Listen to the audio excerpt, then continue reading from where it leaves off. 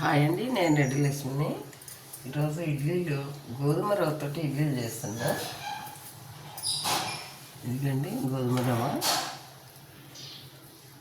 కాకపోతే ఇది ఒక గంట ముందు నానబెట్టేసుకోవాలా. మినప్పిండి అంటే పప్పు నానబెట్టేసి రాత్రే రుబ్బేసుకున్నా. ఇప్పుడు మాత్రం ఒక గంట ముందు నానేసుకున్నాం.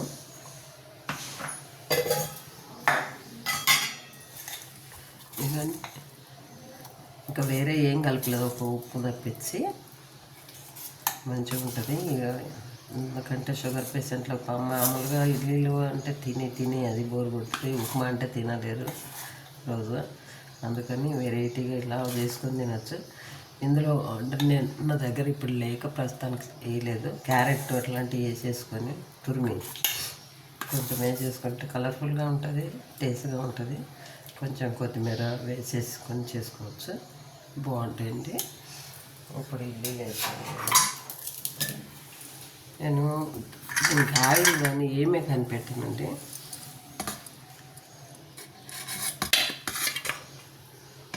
వాటర్ చూపించు. ఇలాంటి నేను వాటర్తోటే కడిగేసి ఆ తడి మీదనే ఇడ్లీ వేస్తాను. నేను ఆయిల్ పెట్టాను. నేను ఆయిల్ కూడా తినొద్దానని ఈ ఆయిల్ మళ్ళీ పెట్టడం ఎందుకనేది నేను ఆయిల్ ఏం రాయను. ఆ ప్లేట్లు కడిగేసుకొని ఆ తడి మీదనే ఇడ్లీలు వేసుకుంటాను నేను.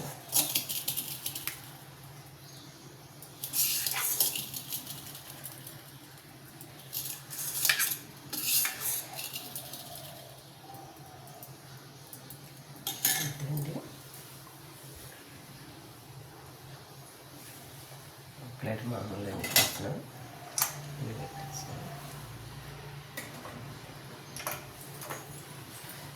స్టవ్ వెలిగించుకున్నాను.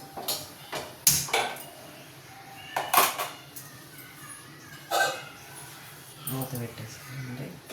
ఒక గంట ముందు రవ్వ నానబెట్టుకుంటే చాలండి. చక్కగా నానిపోతుంది. బాగా కలర్ వచ్చేస్తుంది వైట్గా. మీరు కంటే పెరుగు ఏదో కలిపినట్టుగా అనిపిస్తుంది, కానీ అట్లా ఏమి ఉండదు. డైరెక్ట్గా రవ్వ వేసుకోవడం. కానీ బాగా కడిగి ఒక గంట ముందు నానబెట్టేస్తే చాలు. ఈ కలర్ లేకుండా కొంచెం వైట్గా ఆ పిండిలో కలిపేసరికి కలర్ వస్తుంది. ఇది ఉడికిన తర్వాత చూపిస్తారండి మీకు.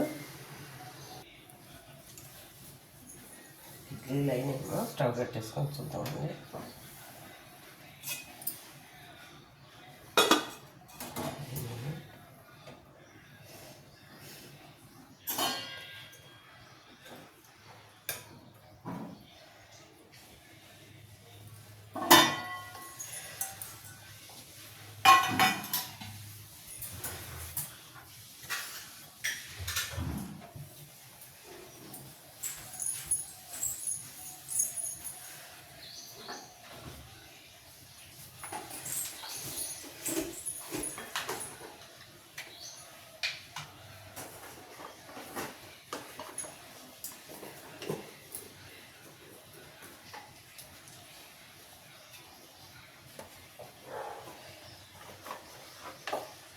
పచ్చడి షేర్ చేసుకుని